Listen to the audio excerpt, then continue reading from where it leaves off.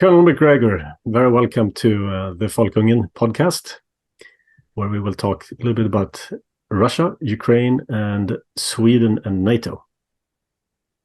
Are you ready for that? Absolutely. So, first question is, who's really behind this war? It's playing out in the Ukraine, but is it really between the Ukraine and Russia? Well, that's a very good question, because I think you've got to go back over 25 plus years to discover the roots of all of this. And while it was very obvious, certainly by the year 2000, that the continuous expansion of NATO towards the Russian border would be met with extreme concern, if not real hostility, by the Russians. The Ukrainian issue is actually secondary, in my judgment, or even tertiary to the larger matter of people who seem to be determined to destroy Russia. And that's a minority of these globalist leaders that we have both in Western Europe and at the moment in Washington. Globalist is only a partial description. We also have these people that call themselves neocons or neoconservatives. There's nothing conservative about them, and really there's nothing new about them. They're internationalists with a global military hegemony agenda. And I think these people hijacked control of our foreign and defense policy really in the late 80s, early 90s. This business really got off the ground under Reagan. It was there with President Bush Sr., the first President Bush, but it really came to fruition under Clinton. And there are a couple of things that I don't think most Europeans understand. And that is, at first, most Americans are neither interested in nor pay attention to anything that happens beyond their borders. When I was at Supreme Headquarters Allied Powers Europe, I had a Spanish General Staff Officer who summed it up brilliantly. He said, Colonel McGregor, there's no such thing as the United States as a country. The United States is really a planet. And there's much truth in that statement. So an awful lot of what happens in our foreign and defense policy is of very little interest to the average American. And he takes on faith whatever his government tells him, which is a very bad habit, obviously. One would think that we were smarter, but we're not.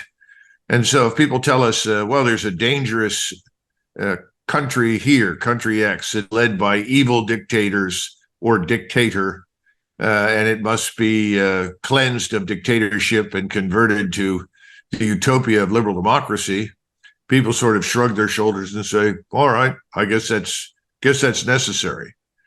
And the lesson of the last 25, 30 years is, if you not take 1,000 casualties in one day, which inevitably wakes up the American people to what's going on, you only take a few casualties every day, or maybe a few hundred every month, you're probably going to be able to get away with whatever you want to do. So that's the key lesson. And part of that lesson is that if you can wage war by exploiting someone else's manpower, then that's even better, because that means that someone else is paying the price in blood, not Americans. Therefore, whatever you do with money, with equipment, with weapons, once again, evokes very little response from the American people. So part of this is a natural progression to a conflict with Russia, because Russia demonstrated remarkably to the entire world its ability to rapidly recover from total oblivion. If we go back to the 1990s, Russia was in just a horrible, horrible condition. And population was demoralized, its armed forces were in ruins, and people in the West were quite happy. And large numbers of people from New York City and London, financial types, went to Russia with the goal of essentially stealing whatever they could get out of Russia, stripping it of resources, exploiting it, using it, buying up Russians, Russian politicians, oligarchs, and so forth, in order to gain access to the resources in Russia and strip them. All of this was ended by Vladimir Putin, former KGB agent. What a lot of people don't understand is that certainly during the Soviet era, the people who understood the most about the West and the most about the world beyond Russia's borders were KGB officers, because they were the select few that could actually travel. And Mr. Putin was an excellent example of that. He did actually spend time in the West. He actually quite pro-German. He speaks excellent German. He likes Germany and he likes the West. And that has been, frankly, a problem for him ever since he came to power in Russia, because there is this long-term strain in Russian thinking that the West is dangerous. The West is disruptive. It's destabilizing. But he's managed to survive all of that. And all through the very beginning of this century, Mr. Putin went out of his way to talk with each American president and with many European leaders, expressing his concern about avoiding a collision with the West by ensuring that the states on Russia's borders were not members of the North Atlantic Treaty Organization. All of his pleas, all of his questions went unanswered, and ultimately, his worst nightmare came to fruition. The first glimmer of what was coming came in Georgia. And that was demonstrated very conclusively by Putin that would not be tolerated. Even then, I don't think he thought we would do what we've done in Ukraine. Ukraine, of course, is a strange animal, because the construct, this national construct with borders, bears no resemblance to historic Ukraine or to where Ukrainians live. And this is a consequence of border changes that have happened dozens of times over the last 100 years, and probably 100 times over the last 1,000. So there's great confusion about what is really Ukrainian and what isn't. And ultimately, Putin was willing to live with this bizarre construct that placed millions of Russians in eastern Ukraine and Crimea under Western control, provided he could get some sort of assurance that Ukraine would not become a hostile state to Russia, that Ukraine would not become an extension of NATO and therefore a potential launching pad for operations against Russia, economic, military, political, social, and so forth. He watched the color revolutions run by the National Endowment for Democracy and the CIA in various parts of the world. It was very clear to him that too would pose a threat, and eventually that's what he saw happen in Ukraine. But there was never any interest on Putin's part, and frankly, no interest in Russia, in this reconstitution of the Soviet Empire. Far from it. If there is a lesson the Russians learned from the Soviet period, it is, look, we don't want to manage these countries. It's an economic losing proposition for us. The populations don't want to be ruled by us. And he's never had any interest in expanding Russia back into Eastern Europe. At the same time, he took the Russian military and made it much smaller. He made it much better. He tried to modernize it and had some success in that department. But just how small the Russian military was, especially the army, became eminently visible to everyone in February 2022, when those first forces that went in, and there were only about 90,000 that went into Eastern Ukraine, they performed very, very well. They did not take heavy casualties. They were not destroyed and stopped. The Ukrainians did not obliterate them, but it became very, very clear early on that once there would be no negotiated solution, because there were no partners in the West that would talk to President Putin and come to some sort of arrangement for peace, that what he had was grossly inadequate for operations in a country the size of Texas. And so the decision was made to go to the strategic defense, to economize, and then build up the force, which has now happened. And today, the Russian military is larger than it's been certainly since the 1980s, and frankly, much more capable, given the various technologies integrated and assimilated into the Russian military.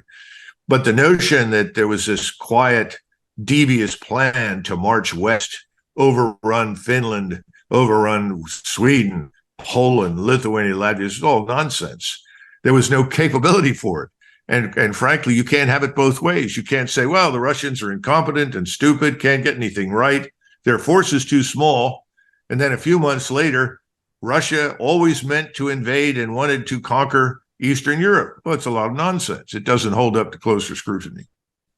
And then finally, I think we're suffering with the hangover from the Cold War. For 50 years, if you watched any American television, certainly any English-speaking television, you would see that everyone who was Russian or anyone who was bad, quote unquote, as a spy or something else, spoke with a Russian accent. And you turned on the television in May every year and watched these massive military parades in Red Square. We saw new missiles show up, and people came to the conclusion, the Russians are incurably bad. And even though the Cold War ended, our relations with Russia improved dramatically. And as part of that, I saw them up close, worked with them, and they did great things for us, particularly when we went into Afghanistan initially. They were very helpful to us. I don't think we could have gone in and accomplished anything without the valuable intelligence that they brought. But it didn't make any difference to the elites in Washington, who were interested in the same thing that they had been interested in the 1990s. And that was, how do we get at Russia? How do we strip it of its resources? How do we remove the current government and place something there instead that will do our bidding? Because that's effectively what we've managed to do wherever we've spent any time. We've managed to install leaders that were amenable to us, that would cooperate with us. And NATO itself, which was originally designed to be a purely defensive alliance, was transformed in the 1990s into this offensive instrument.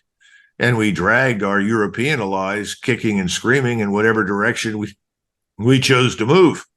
And that was very obvious in Bosnia-Herzegovina, and then subsequently in Kosovo, subsequently in Afghanistan, and then Iraq, and ultimately even in Syria, and finally Libya. So all of these places have been subject to this enormous pressure that comes from the United States through NATO. And part of that is because, obviously, Europeans have almost no military power. They've largely dismantled their own capability, become entirely dependent upon us. When I was at Supreme Headquarters Allied Powers Europe, one of the things that became very clear was that everything relating to command, control, computers, communications, electronics, intelligence, surveillance, reconnaissance, all the space-based, sea-based assets, everything was American. And European forces, even if they decided collectively, well, we don't want the Americans here and we're all going to cooperate, had nothing with which to command, control, and operate their own forces. So this put the Europeans in a difficult position because clearly the European elites were not interested in spending any money on their own defense. And so they couldn't possibly turn around to their populations with these very expensive and luxurious welfare systems with declining workforces that only work 8 hours or not even 8 hours a day or only 6 hours a day or only 30 hours a week and so forth.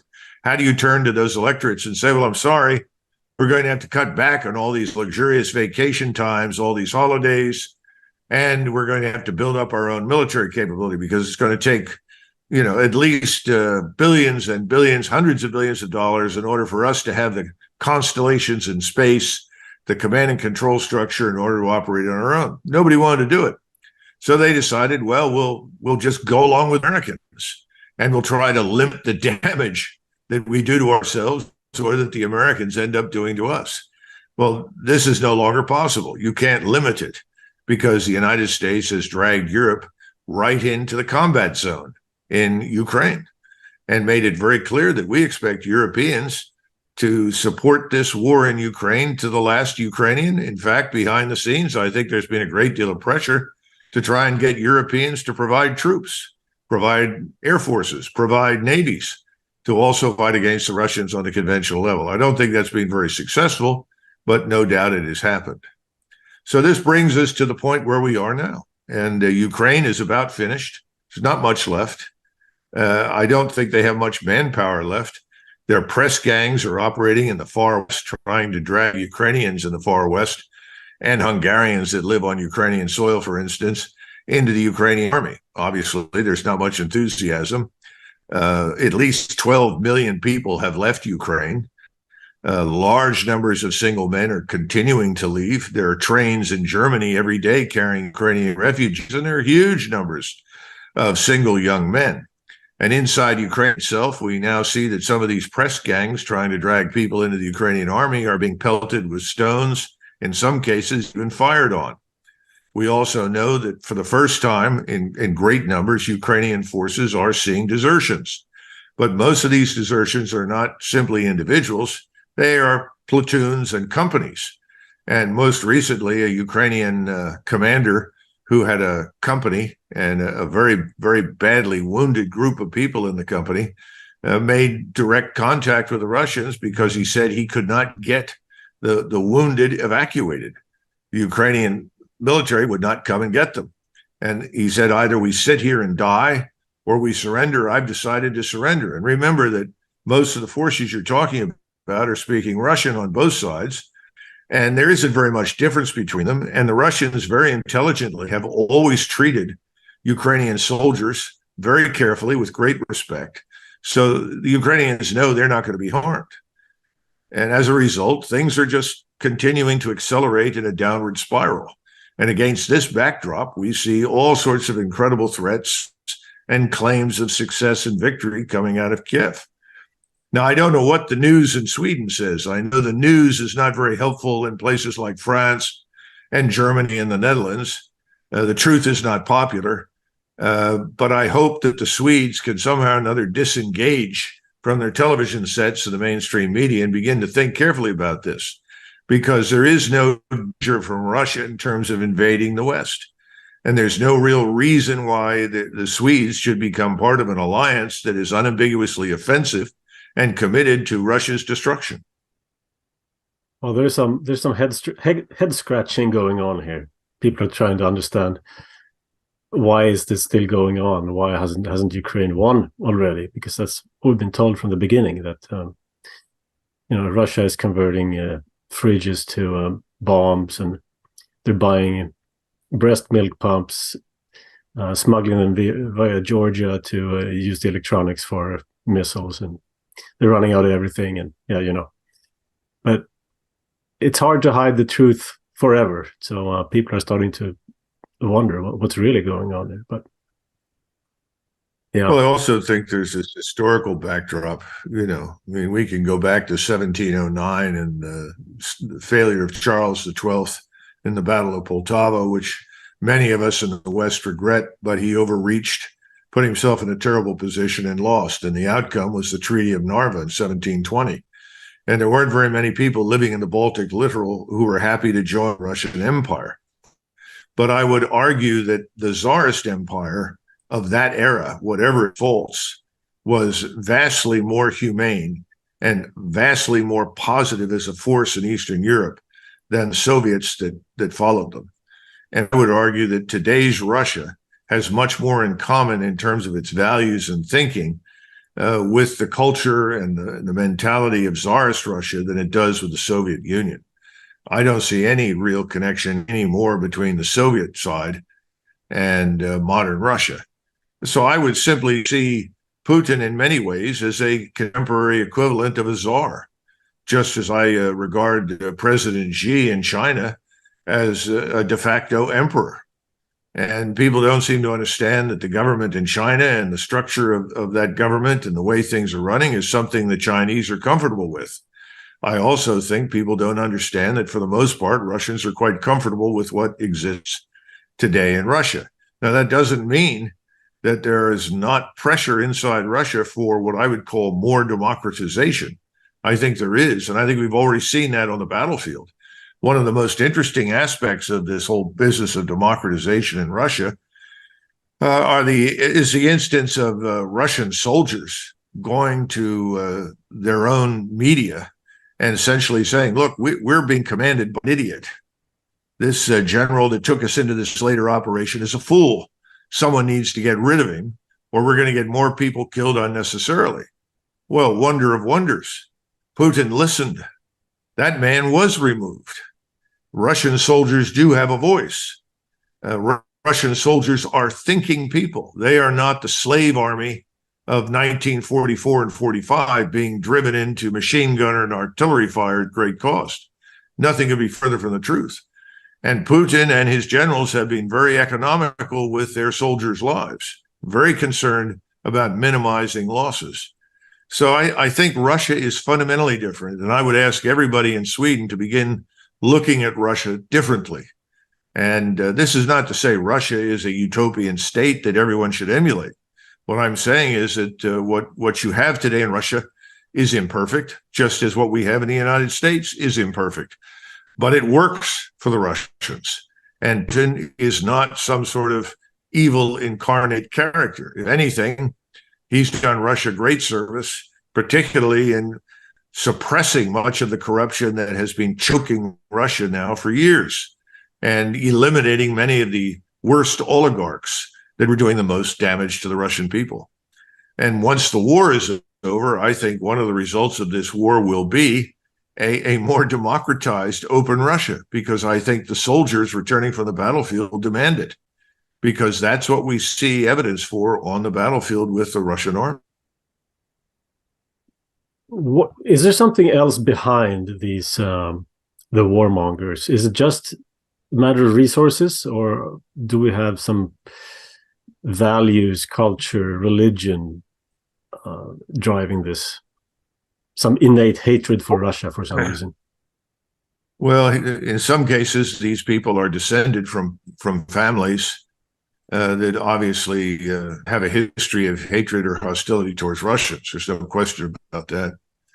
But I don't think that's the complete explanation. I think that we're dealing with ideologues who became convinced in the aftermath of the Cold War that the United States should not only employ its military power in order to, quote unquote, democratize the world, but that military power combined with our financial system should be employed to dominate the world. In other words, we began after 1992 to do what the British Empire did after 1815 and the destruction of Napoleon and France. And that was to seek out new frontiers of insecurity. Suddenly, places that were historically of no interest became important.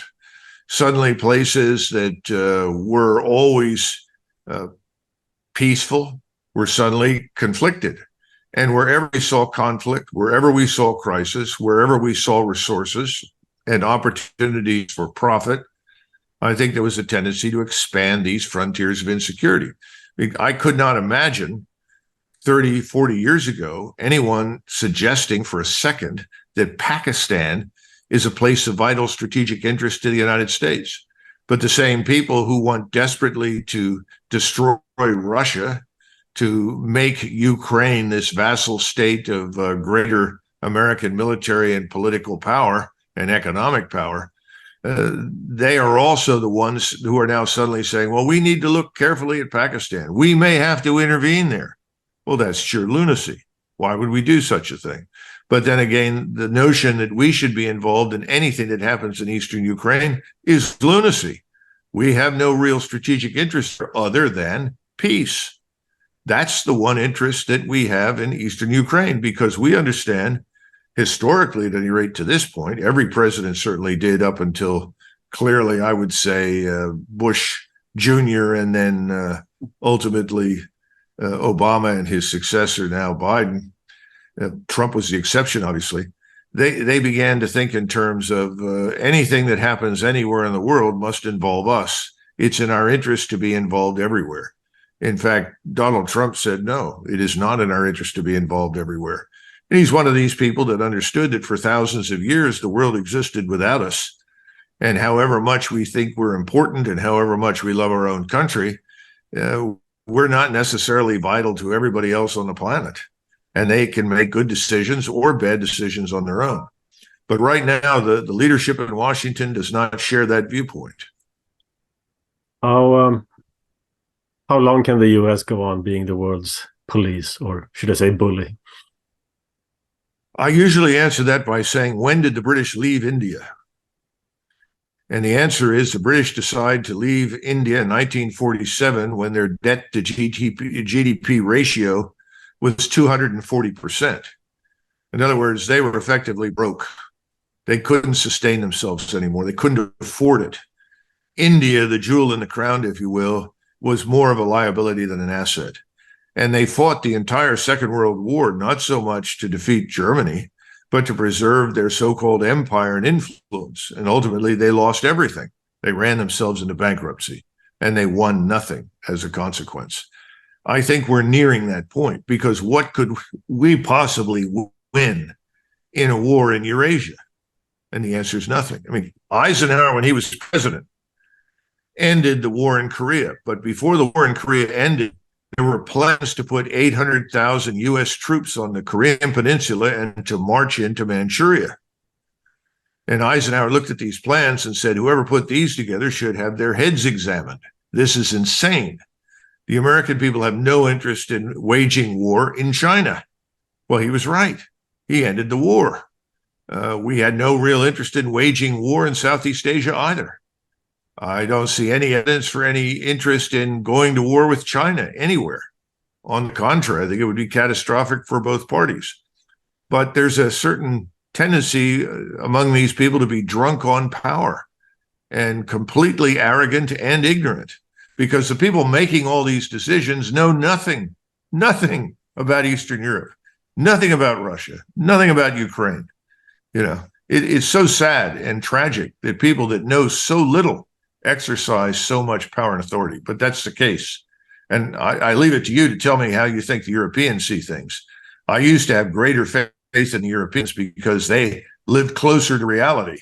But today I'm beginning to wonder what's happened. Where are the old elites that understood all the problems that had led to the world wars and were determined to avoid those, and were very focused on arrangements that could be reached that would avoid conflict?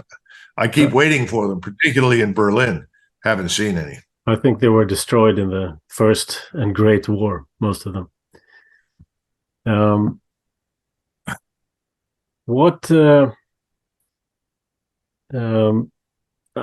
would you say, at what capacity is the Russian military performing right now? And why aren't they running at 100% and just finishing this business? From the very beginning, I think that Vladimir Putin has wanted to avoid a direct confrontation with the United States and NATO. And he understands that the decision makers are really in Washington and to a lesser extent in London. And he's wanted to make sure that Russian forces and U.S. forces and other NATO forces do not collide directly. Therefore, he has moved very cautiously and very deliberately. He was concerned, I think, from the very beginning that if he launched a major offensive, not only would it be unnecessarily destructive to Ukraine and to the people living there, but it would also frighten Europeans and frighten the United States into thinking that he is something he's not, and that the Russians are something they are not. They are not interested in a war with the West. I keep telling people, if anything, they want desperately to do business with the West. I have many friends in the private sector, and many of them were actually in Russia working on major business deals when this war began, and we began this process of condemning Russia. And when the meetings broke up, all of the Russians sitting across from their American counterparts said, look, let's hope this is over quickly so that we can get back to business. And I think that's been his hope from the beginning. And then the last thing, and this is something we Americans don't understand at all, I think Putin wants Russians to be able to live with Ukrainians and other Europeans after the war is over. In other words, he doesn't want to be dragged into a situation where so much blood is spilled, so much destruction is unleashed, that people for years after the conflict find it impossible to cooperate, impossible to do business with each other. We, on the other hand, seem absolutely determined to permanently poison the waters with Russia, with China, with anybody who supports Russia or is sympathetic to Russia. I think that's catastrophic for our interests, but our interests are not his. They're very different, and that's part of the problem right now. And Putin has taken a long time to discover that, at least for the moment, there is no one for him to talk to. And this leads to the major question. The Russian forces are performing, I would argue, brilliantly at this point. Everything that the Russians have been talking about in military affairs for several decades is coming to fruition. This ISR strike, intelligence, surveillance, reconnaissance, and strike network that was first mentioned in the 1970s by Ogarkov and his general staff, that's now finally coming to become a reality. And it's very effective. And they're learning how to integrate their maneuver forces and logistics within this larger strike complex, such that they are inflicting casualties of a rate of 1 to 10 or 1 to 8, and within a sphere of relative invulnerability provided by their own ISR and strike assets. So whatever they do, they will move within that framework. But I think the question is, what can we reasonably expect if we continue on this road? And I don't think they've decided in Moscow. I think there's one party that says the longer we wait to finish this, the weaker we appear to people in the West. This leads the West to reach stupid conclusions and potentially to take stupid actions and intervene in Western Ukraine. The other party says, well, things are actually moving in our direction. Europe's economies are falling apart. Germany is being systematically deindustrialized, which is something the Russians never wanted. That's harming the EU and harming Europe at large. The populations, the electorates on the continent are turning against any notion of war with Russia. So perhaps we should wait a little longer, and the broader atmosphere will change to our advantage. So those are the two sides. And I'm not sure which one is going to win. But I think there's a lot of strength right now behind the first party. And I think Prigozhin, for instance, represented that viewpoint. And there are many people in Moscow that share that attitude. Enough is enough. Stop the nonsense. Put this to bed. Destroy this regime in Kiev. Because if you don't, the Americans and their allies will keep coming back and pouring more aid, more cash, more equipment, and more weapons into this disaster. Final question. We have 4 minutes. What will, after 200 years of peace and non-alliance, and a strong consensus of not joining NATO, Swedish politicians bought by globalists just overnight changed their stance and applied for NATO membership. And I think this has a lot of support, even though there was no referendum, because of the constant propaganda and the Cold War mentality that's still strong. What will a NATO membership mean for Sweden? Will we become more safe? Will we get free defense from the US? Well, my first question to the Swedes would be the following. Has neutrality harmed Sweden? I think that's the number one question. Before you leap into a military alliance with powers on the continent, has your neutrality harmed you? I don't think it has. I think the Swedes are viewed as having been very smart to have distanced themselves from the forces that led to the two most destructive wars in world history. So in that sense, I can't imagine any benefit to abandoning neutrality. I would say the same thing to the Finns. My second question is, you are convinced that Russia is a threat. Where are the Russian armies mobilizing on borders with Finland? Where are the Russian air forces building up in northern Russia for an imminent attack on Finland and Sweden? I don't see it. What is it specifically that the Swedes are convinced will be done to them if they don't join this increasingly divided, and I would argue dying alliance called NATO? I think NATO is in a lot of trouble. And then when you go behind the lines, you've got plenty of military people at the top in NATO that fall into one of two categories. Category one, they all want to be promoted and want to be advanced. And so they tell the politicians whatever the politicians want to hear. That's most of what we have. But then you also have a lot of competent professional soldiers who are saying, have you all lost your minds? We don't have the forces. We don't have the ammunition. We don't have the equipment. It goes back to what I said before. We don't have the command and control to do much. Why now would you pick this time to turn Russia into an implacable enemy? Because that's effectively what you're doing. You're signaling to them that the last 30 years are meaningless. We don't care what you've done. You're evil, and we're against you. If you expect the Russians to put all of this aside and come to you with peace in hand, you're crazy. So I think the very thing that everyone said they did not want, which is a larger, more powerful militarized Russia, that's exactly what you're getting now, thanks to Washington and its sidekick in London. Is that really what you want? In other words, you've created the incentive structure now. You've said, we're all your enemy. Everyone is an enemy. And you've, joined this list of impossible demands. Putin must commit suicide at noon on Tuesday on Red Square. If he does that, well, then we may talk.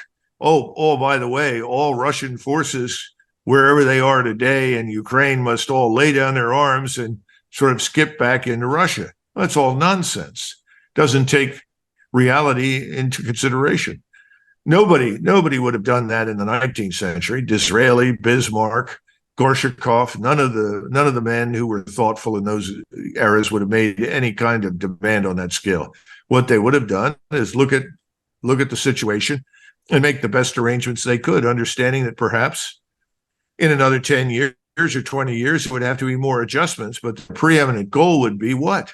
Peace. End the fighting, the killing, the dying, and the destruction.